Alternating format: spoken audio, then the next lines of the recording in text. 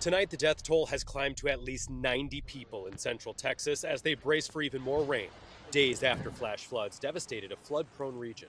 In the hours leading up to the deadly flooding, the National Weather Service issued warnings and alerts, but there are questions of whether those alerts could have reached the most vulnerable and whether staffing cuts and federal budget cuts affected the ability to potentially save more lives. The staffing that we had in both San Angelo and San Antonio offices, we had adequate amount of staff to get out the alerts and warnings to the public. The flood warning was issued 12 hours in advance of the event. Between buyouts and cuts, NWS lost about 600 people between the start of Trump's second term and April 30th. That has a dramatic impact to staffing requirements across the country, which has left many forecast offices critically understaffed. Tom Fahey is the legislative director for the labor union that represents NWS employees across the country.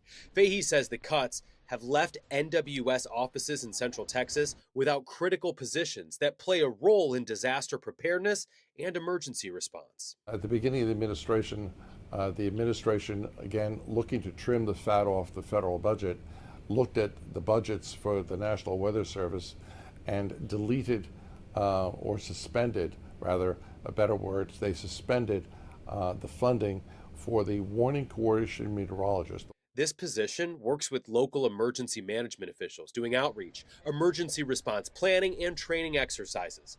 But where Fahey says NWS has been hit the hardest is in the rank and file, the meteorologists who predict storms and their severity and then offer the public even more information.